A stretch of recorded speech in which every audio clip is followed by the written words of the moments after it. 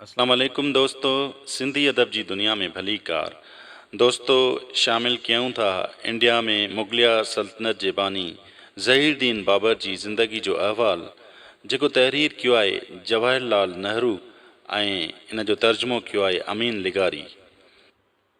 1526 ईस्वी में दिल्लीअ जे कमज़ोर अफ़गान सुल्तान ते बाबर जी फ़तह सां हिंदुस्तान में हिकु नए तारीख़ी दौर जी शुरूआत थिए थी। यानी हिंदुस्तान में मुग़ल ख़ानदान जी सल्तनत जो क़याम अमल में आयो, जेका विच में थोरे अरसे खे छॾे 1526 ईस्वी खां 1857 ईस्वी ताईं क़ाइमु रही। इहो ज़मानो उन जे उरूज ऐं अज़मत जो ज़मानो हो, जंहिंमें हिन सल्तनत वॾी ताक़त हासिलु कई ऐं हिंदुस्तान जे मुग़ल शहनशाहनि जी शोहरत सॼे एशिया ऐं यूरोप में पखिड़िजी वई। हिन ख़ानदान जा 6 वॾा हुक्मरान थिया, जंहिंखां पोइ ही सल्तनत टुकड़ा टुकड़ा थी वई। मरहठनि ऐं सिखनि वग़ैरह उन मां रियासतूं विरहाए वरितियूं। ख़ान पोइ अंग्रेज़ आया, जिन मरकज़ी ताक़त जे ज़वाल ऐं मुल्क में पखिड़ियल बदअमनी मां फ़ाइदो वठी आहिस्ते आहिस्ते पंहिंजो इक़्तिदार ॼमायो। चंगेज़ ऐं तैमूर जे नस्ल सां तालुक़ु रखण करे बाबर में बि के क़दुरु उन्हनि जहिड़ी अज़मत ऐं फ़ौजी महारत मौजूदु हुई, पर चंगेज़ी दौर जे मुक़ाबले में हाणे मंगोल ॾाढा मुहज़्ज़ब थी चुका हुआ। बाबर जहिड़ो सलीक़े वारो मुहज़्ज़ब ऐं हर दिलअज़ीज़ शख़्स हिन ज़माने में मिलणु मुश्किल आहे। उन में नस्ली इम्तियाज़ जी बोई बास बि न हुई, न ई मज़हबी कटरपणो हो, ऐं न हुन पंहिंजे बुज़ुर्गनि वांगुरु तबाही ऐं ॾाढ जी बाज़ार गरम कई। हू अदब नवाज़ हो ऐं फ़न ॾांहुं लाड़ो रखंदड़ हो। पाण बि फ़ारसीअ जो शाइर हो। हू गुलनि ऐं बाग़नि सां दिलचस्पी रखंदो हो। हिंदुस्तान जी गर्मीअ में खेसि अक्सर पंहिंजो वतन यानी विच एशिया यादि ईंदो हो। पंहिंजे पीउ जे मौत खां पोइ जॾहिं बाबर समरकंद जो हुक्मरान थियो त उन वक़्तु ही सिर्फ़ु 12 सालनि जो मासूम ॿारु हो। दोस्तो, उहो को सोलो कमु न हो। हू चइनी पासां दुश्मन जे घेरे में हो। जंहिं उमिरि में छोकिरा ऐं छोकिरियूं स्कूल वेंदा आहिनि, उन ई उमिरि में खेसि तलवार खणी जंग जे मैदान में कहिणो पियो। संदसि तख़्त ऐं ताज फुरिजी विया, पर हिन उन्हनि खे ॿीहर हासिलु करे वरितो। हिन खे पंहिंजी तूफ़ानी ज़िंदगीअ में केतिरनि ई ख़तरनि खे मुंहुं ॾियणो पियो। उन ई जे बावजूदु खेसि अदब, शेरो शाइरी ऐं आर्ट सां प्यारु रहियो। हू ॾाढे हौसले वारो बाहिमत शख़्स हो। काबिल खे फ़तह करे हू सिंधु नदी पार करे हिंदुस्तान में दाख़िल थियो। वटसि फ़ौज त तमामु घटि हुई, पर तोपखानो गॾु हो, जेको उन्हनि ॾींहंनि में यूरोप ऐं ओलह एशिया में कमु आंदो पए वियो। अफ़गाननि जी जेका फ़ौज साण विहण आई हुई, उहा तादाद में घटि सुठी तरबियत याफ़्ता फ़ौज ऐं तोपखाने आॾो बीह न सघी ऐं फ़तह बाबर जे हिसे में आई। पर हिन जूं मुसीबतूं उते ख़तमु न थियूं। केतिरा ई दफ़ा हिन जी क़िस्मत जो रुख़ ढांवाडोल थींदो रहियो।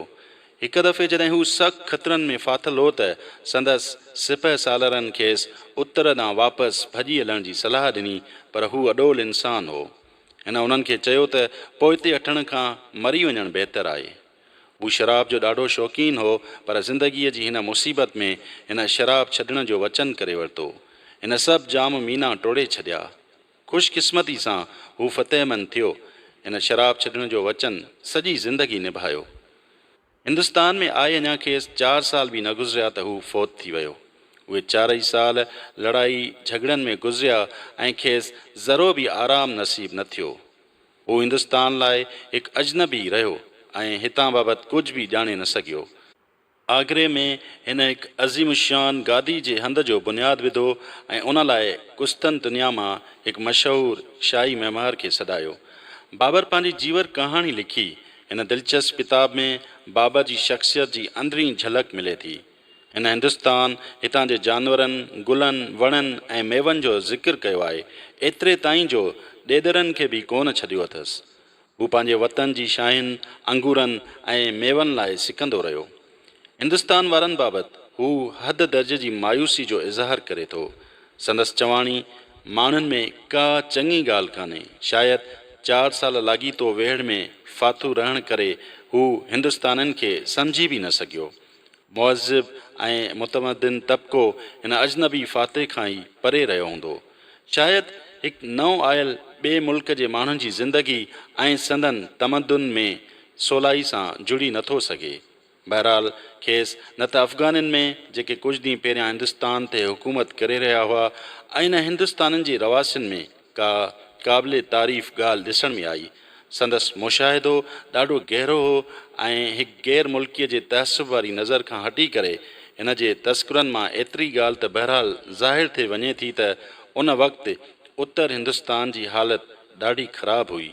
हू ॾखण हिंदुस्तान ॾांहुं वियो ई कोन। दोस्तो, बाबर पंहिंजी जीवन कहाणी में वधीक लिखे थो त हिंदुस्तान जी वॾी ख़ूबी हीअ आहे त हीउ हिकु वॾो मुल्क़ आहे।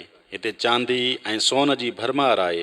हिंदुस्तान में हिकु सवलाई हीअ बि आहे त हिते क़िस्मे क़िस्मे पेशनि ऐं धंधनि में कमु कंदड़नि जो एॾो वॾो अंगु मिले थो जो उन जो शुमार ई नथो करे सघिजे। कंहिं कम या धंधे लाइ जॾहिं चाहियो हिकु अंबु तयारु मिलंदो जिन वटि उहो कमु पीढ़ियुनि खां थींदो थो अचे। दोस्तो, मुग़लिया सल्तनत जो बुनियादु विझंदड़ ज़हीरुद्दीन बाबर 1530 ईस्वी में 49 सालनि जी उमिरि में गुज़ारे वियो। संदसि मौत बाबति हिकु कहाणी मशहूरु आहे त हिन जो पुटु हमायूं बीमार थी पियो ऐं चवनि था त संदसि मुहबत में बाबर ख़ुदि पंहिंजी ज़िंदगी हिन शर्त ते क़ुर्बान करण लाइ तयारु थी वियो त संदसि पुटु चाक थी वञे।